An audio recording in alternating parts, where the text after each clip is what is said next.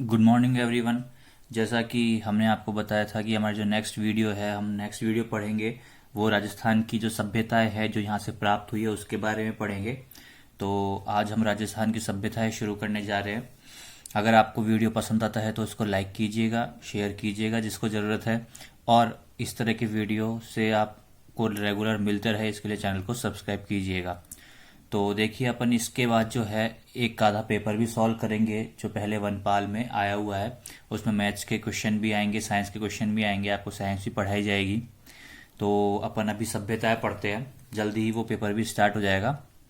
तो अब सभ्यताएं पढ़ते हैं। सभ्यताओं में प्रश्न संख्या 1 है कि राजस्थान में किस स्थान से सैंधव या सिंधुकालीन, दोनों बोल सकता है वो, ठीक है, सैंधवकालीन या सिंधुकालीन, यानी कि हड़प्पा की बात कर रहा है, ठीक है ना। जो हड़प्पा है राजधानी थी सिंधुकालीन की, ठीक है। तो राजस्थान के किस स्थान से सिंधुकालीन सभ्यता के अवशेष प्राप्त हुए, मतलब ऐसी कौन सी जगह है राजस्थान में जहां पर सिंधु घाटी सभ्यता के प्रूफ मिले कि भाई सिंधु घाटी सभ्यता थी। तो जो कालीबंगा नामक जगह है, कालीबंगा सभ्यता है, वहां से जो है सिंधु सभ्यता के हमें प्रूफ मिले, अवशेष मिले हैं। अब ये सिंधु सभ्यता कहाँ है? ये घग्गर नदी के किनारे हनुमानगढ़ में स्थित है, और इसकी खोज जो है वो 1951 में अमलानंद घोष ने की थी। किसकी खोज? कालीबंगा सभ्यता की। याद रखना, जो घग्गर नदी है इसी को सरस्वती नदी कहते हैं, जो अभी विलुप्त हो चुकी है, ठीक है। तो जो कालीबंगा है वो घग्गर नदी के किनारे हनुमानगढ़ में स्थित है, जिसकी खोज 1951 में अमलानंद घोष ने की थी। यह प्रश्न राजस्थान पुलिस 2011 में पूछा गया है। नेक्स्ट, कालीबंगा, पीलीबंगा तथा रंगमहल, ये तीनों सभ्यताएं किससे संबंधित है? तो आपको पता है जब कालीबंगा आ गया, ठीक है, तो वो इस कालीबंगा सिंधु घाटी सभ्यता से है। अब उसके साथ कितनी भी आए, ये सब किससे संबंधित होगी? सिंधु घाटी सभ्यता से संबंधित होगी। तो कालीबंगा, पीलीबंगा तथा रंगमहल ये सिंधु घाटी सभ्यता से संबंधित है। नेक्स्ट, प्रश्न संख्या 3, घग्गर नदी का पुराना नाम क्या है? अभी आपको बताया जो घग्गर नदी है उसका पुराना नाम क्या था? सरस्वती नदी।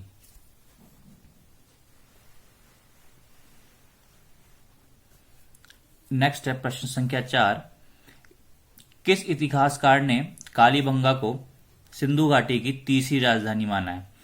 ठीक है, तो सिंधु घाटी की तीसरी राजधानी मतलब कि जो पहली राजधानी थी, मतलब सिंधु घाटी सभ्यता में जब खोज होना स्टार्ट हुआ तो सबसे पहले हड़प्पा सभ्यता के प्रूफ मिले, ठीक है, तो इसको पहली राजधानी बोल दिया गया। फिर आगे जब खोदा तो मोहनजोदड़ो सभ्यता के प्रूफ मिले तो उसको दूसरी राजधानी बोल दिया गया। और फिर जब और आगे खुदाई हुई 1951 में, जब इसका पता चला कालीबंगा का, और ये भी पता चला कि ये सिंधु घाटी सभ्यता से संबंधित है, तो जो दशरथ शर्मा थे इन्होंने क्या कहा कि कालीबंगा सभ्यता है ये सिंधु घाटी सभ्यता की तीसरी राजधानी है, ठीक है। तो याद रखिएगा कि दशरथ शर्मा ने माना क्या कि जो सिंधु घाटी सभ्यता, जो कालीबंगा है वो सिंधु घाटी सभ्यता की तीसरी राजधानी है। पहली राजधानी हड़प्पा है, दूसरी राजधानी मोहनजोदड़ो है। नेक्स्ट, प्रश्न संख्या 5, कालीबंगा का शाब्दिक अर्थ है। जो कालीबंगा है इसका मतलब क्या होता है? देखो, काली का मतलब, तो काली और बंगा का मतलब होता है चूड़िया, तो कालीबंगा का जो अर्थ होगा उसका मतलब होगा काली चूड़िया।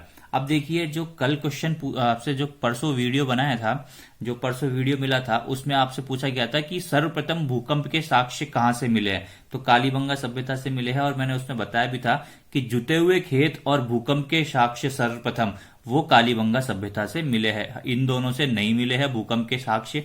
कहां से मिले हैं? जुते हुए खेत और भूकंप के सर्वप्रथम साक्ष्य वो कालीबंगा सभ्यता से मिले हैं। नेक्स्ट, प्रश्न संख्या 6, कि आहड़ सभ्यता किस नदी के किनारे स्थित है? तो याद रखिएगा, जो आहड़ सभ्यता है ये बनास नदी के किनारे स्थित है, ठीक है। आप लोगों को पिछले वीडियो में बताया था आहड़ सभ्यता को ताम्रवती नगरी के नाम से भी जाना जाता है, ठीक है। आहड़ सभ्यता उदयपुर में स्थित है, बनास नदी के किनारे इसे ताम्रवती नगरी में के नाम से भी जाना जाता है। नेक्स्ट, इसी से एक क्वेश्चन बनता है, जब बनास नदी के किनारे स्थित है तो आहड़ सभ्यता को बनास संस्कृति के नाम से भी जाना जाता है। नेक्स्ट है प्रश्न संख्या 7, मृणपट्टिका पर उत्कीर्ण सींग युक्त देवता की कृति कहां से प्राप्त हुई है? जो मृणपट्टिका होता है उसके ऊपर एक सींग युक्त देवता की जो कृति है वो उभारी हुई, ठीक है, वो उभारी गई है, और वो किस सभ्यता से प्राप्त हुई है? तो सींग युक्त देवता की जो कृति है ये कालीबंगा सभ्यता से प्राप्त हुई है।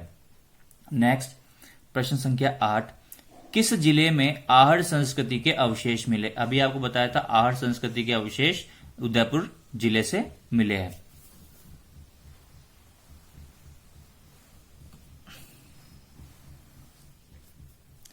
नेक्स्ट है प्रश्न संख्या 9, किस स्थान को ताम्रवती की नगरी के रूप में जाना जाता है? यह भी मैं आपको बता चुका हूं कि ताम्रवती नगरी के नाम से आहड़ सभ्यता को जाना जाता है। नेक्स्ट है प्रश्न संख्या 10, ताम्रयुगीन सभ्यता की जननी किसे कहा जाता है? अब दोनों प्रश्नों में अंतर देखिएगा। इसे ताम्रवती नगरी के नाम से जाना जाता है आहड़ सभ्यता को, और ताम्रयुगीन सभ्यता की जननी मतलब जो तांबे के युग की सभ्यता, ठीक है, जब से तांबे का युग चालू हुआ है तो उसकी जननी किसे कहा जाता है? तो ताम्रयुगीन सभ्यता की जननी गणेश्वर सभ्यता को कहा जाता है, जो कि सीकर जिले में स्थित है। तो ये गणेश्वर सभ्यता कहाँ स्थित है? सीकर जिले में स्थित है, इसे याद रखिएगा। ठीक है, दोनों में अंतर समझिएगा कि ताम्रवती नगरी है, ठीक है, तांबे की नगरी, उसे तो आहड़ सभ्यता के नाम से जाना जाता है, और ताम्रयुगीन सभ्यता की जननी, ठीक है, उसे गणेश्वर सभ्यता के नाम से जाना जाता है, जो कि सीकर जिले में स्थित है। नेक्स्ट प्रश्न संख्या 11, आहड़ सभ्यता से प्राप्त उपकरण मुख्यतः किससे निर्मित होते हैं? तो देखो, आहड़ को जब ताम्रवती नगरी, तांबे की नगरी से जाना जाता है तो उससे प्राप्त उपकरण तांबे से बने होते थे। नेक्स्ट है प्रश्न संख्या 12 कि आहड़ सभ्यता को कितने वर्ष पुराना माना जाता है? आहड़ सभ्यता को 4000 वर्ष पुराना माना जाता है। नेक्स्ट प्रश्न संख्या 13, अनाज रखने के बड़े मृद भांड किस जिले से प्राप्त हुए हैं? जो बड़े बड़े बर्तन थे अनाज रखने के लिए, वो किस सभ्यता से प्राप्त हुए हैं? ठीक है, यहाँ जिला नहीं है, सभ्यता लिखना होगा। ठीक है, तो आहड़ सभ्यता से, जो कि उदयपुर जिले में स्थित है, वहां से है जो अनाज रखने के बड़े बड़े मृद भांड प्राप्त हुए हैं। नेक्स्ट है प्रश्न संख्या 14 कि आहड़ सभ्यता के लोग किस खाद्य पदार्थ से अच्छी तरह परिचित थे? तो आहड़ सभ्यता के जो लोग थे वो कौन से खाद्य पदार्थ से, ठीक है, अच्छी तरह परिचित थे? कौन सी फसल से अच्छी तरह परिचित थे? तो जो आहड़ सभ्यता के लोग हैं वो गेहूं, चावल और ज्वार, इन तीनों फसलों से अच्छी तरह परिचित थे।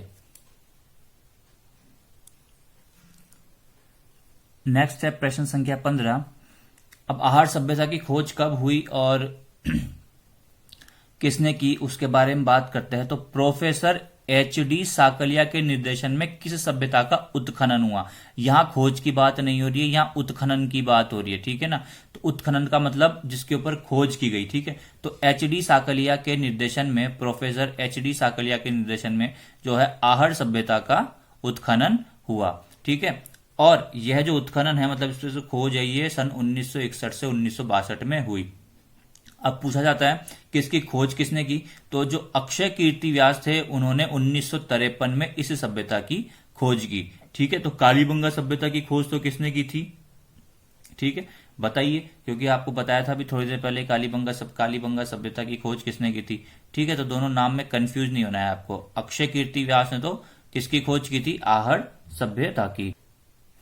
और अमलानंद घोष ने जो है वो कालीबंगा सभ्यता की खोज की थी।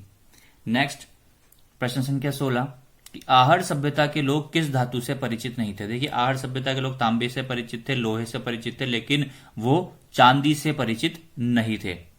नेक्स्ट है प्रश्न संख्या 17, कौन सी वस्तु आहड़ सभ्यता से संबंधित नहीं है? ठीक है, तो ऐसी कौन सी वस्तु है जो आहड़ सभ्यता से संबंधित नहीं है? तो चित्रित मृद भांड तो मिले हैं, लेकिन वो किसके मिले हैं? केवल अन्न रखने के मिले हैं, जिनके ऊपर चित्र उकेरा गया है, वो वाले मृद भांड जो है वो आहड़ सभ्यता से संबंधित नहीं है।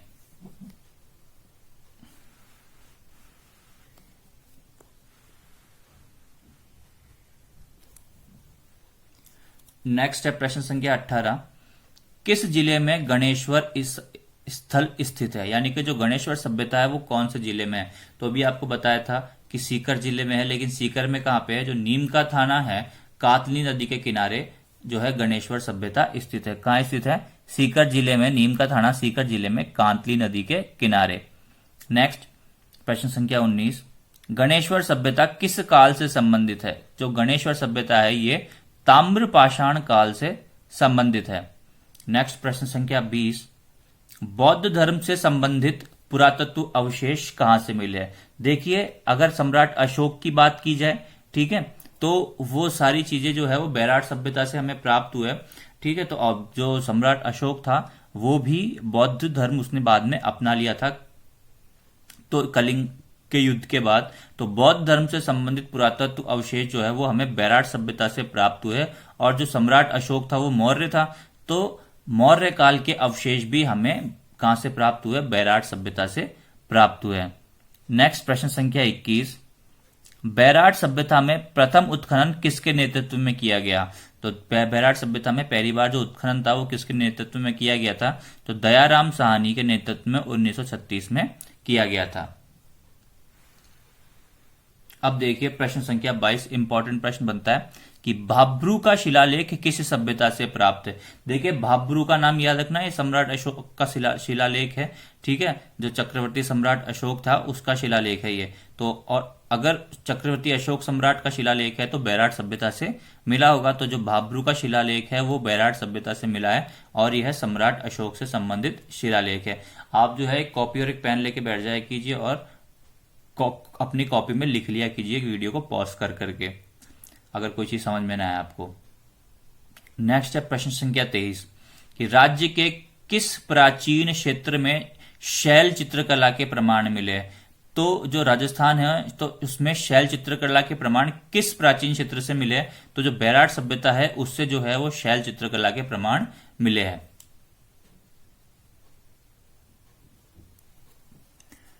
नेक्स्ट है प्रश्न संख्या 24 कि बैराट सभ्यता किस पहाड़ी पर स्थित है?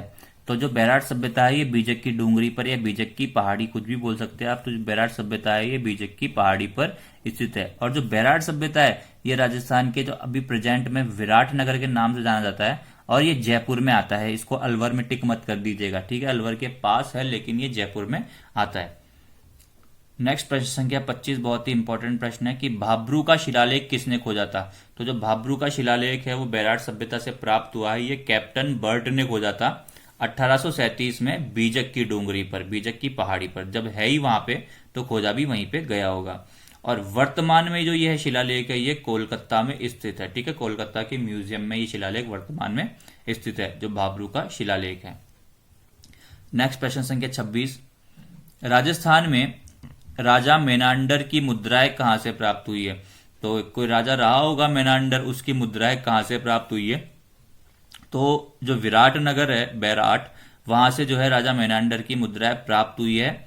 यहां से 36 मुद्राएं प्राप्त हुई है जिसमें से 16 मुद्राएं राजा मेनांडर की है। ठीक है, तो याद रखिएगा जो विराट नगर है बैराट सभ्यता, यहां से 36 तरह की मुद्राएं प्राप्त हुई है जिसमें से 16 मुद्राएं राजा मेनांडर की है। तो ये आपका होता है बैराट सभ्यता का थोड़ा बहुत पोस्टमार्टम। नेक्स्ट है प्रश्न संख्या 27, बागौर सभ्यता राजस्थान के किस जिले में विकसित थी? तो बागौर सभ्यता थी ये राजस्थान के किस जिले में विकसित थी? अब यहाँ बागौर सभ्यता की बात हो रही है। कालीबंगा हो गया, आहड़ हो गया, अब आते हैं अपन बागौर सभ्यता पर। ठीक है, इंपॉर्टेंट अपने पास 3 ही थी। ठीक है, जो कालीबंगा इंपॉर्टेंट थी और आहड़ इंपॉर्टेंट थी और बैराट इंपॉर्टेंट थी। बाकी जो है सब ज्यादा इंपॉर्टेंट नहीं है, थोड़ा बहुत ही पढ़ते हैं इनके बारे में। जो बागौर सभ्यता है वो राजस्थान के किस जिले में विकसित थी? तो जो बागौर सभ्यता है राजस्थान के भीलवाड़ा जिले में कोठारी नदी के किनारे विकसित थी। नेक्स्ट प्रश्न संख्या 28, बागौर सभ्यता का संबंध किस काल से संबंधित है? जो बागौर सभ्यता है ये किस काल की है?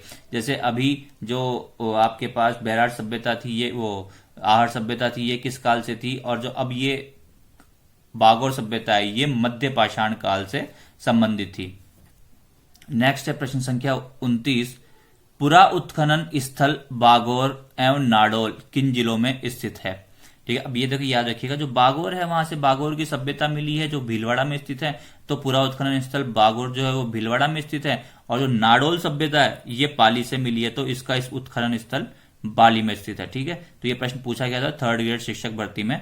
ठीक है, जिसमें आपको क्रमशः आंसर देना था कि भैया बागौर की और नाडोल की जो सभ्यता उत्खनन स्थल है यानी कि ये कहां से मिले हैं। तो ये आपको बताना था कि भैया बागौर वाला तो भीलवाड़ा से मिला है और नाडोल वाला पाली से मिला है। अब देखिए कुछ सभ्यताएं हैं जो जहां विकसित हुई उसके बारे में आपसे बात करते हैं प्रश्न संख्या 30 में।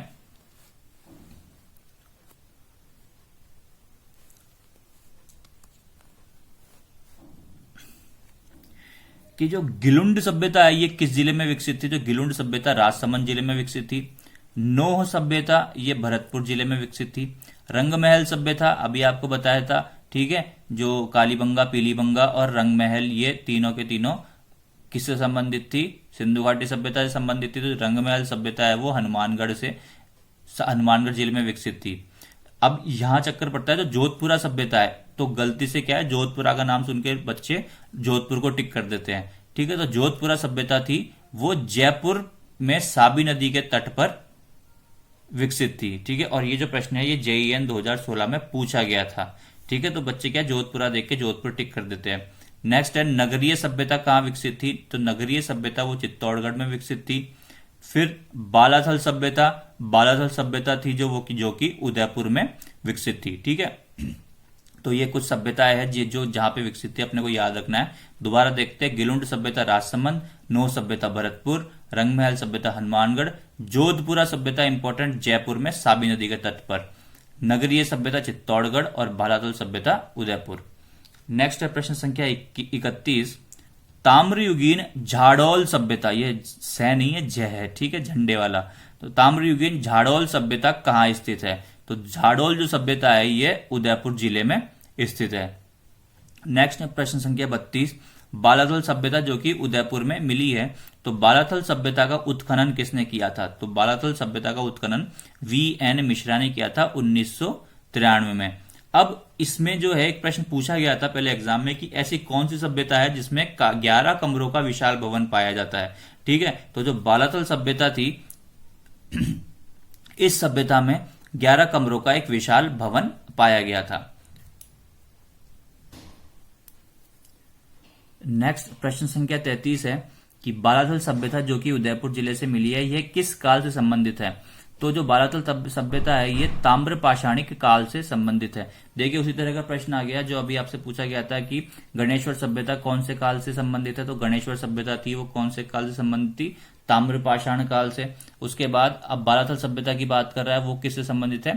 ताम्र पाषाणिक काल से। उसके बाद अभी आपसे एक और सभ्यता पूछी थी जो कि मध्य पाषाण काल से संबंधित है। अब जो ताम्र पाषाणिक काल है, ठीक है, तो यहाँ पे एक प्रागैतिहासिक स्थल है, ठीक है, जो बालाथल सभ्यता है यहाँ पे एक प्रागैतिहासिक स्थल है, ये ताम्र पाषाणिक काल। नेक्स्ट प्रश्न संख्या 34, वह प्राचीन नगर जो महाभारत और महाभाष्य दोनों में उल्लेखित है। तो वह प्राचीन नगर कौन सा है जो कि महाभारत में भी उल्लेखित है और महाभाष्य इस ग्रंथ में भी उल्लेखित है? देखिए ये डिपेंड करेगा प्रश्न के ऊपर। अगर आपको यहाँ पे विराट नगर दे दे तो उसको टिक मत कर दीजिएगा, वो केवल महाभारत में उल्लेखित है। पर यहाँ पूछा है महाभारत और महाभाष्य दोनों में उल्लेखित है, तो वो है नगरी, ठीक है। नगरी एक जगह का नाम है जिसे हम मध्यमिका के नाम से भी जाना जाता है। और केवल महाभारत की बात करें तो उसमें एक ही ऑप्शन होगा, या तो नगरी होगा या विराट नगर होगा, तो फिर आपको उस पर टिक करना है, ठीक है। विराट नगर जहां पे जो पांडव थे उन्होंने अपना 1 साल का अज्ञातवास पूरा किया था, मत्स्य देश की राजधानी, ठीक। नेक्स्ट है प्रश्न संख्या 35, किस पुरातत्व स्थल को पूर्व में मालव नगर कहते थे? तो ऐसी कौन सी जगह है जिसको पूर्व पहले प्राचीन काल में मालव नगर के नाम से जाना जाता था? तो जो नगर नाम का एक जगह है जो कि टोंक में स्थित है उसको मालव नगर कहा जाता था। नेक्स्ट है प्रश्न संख्या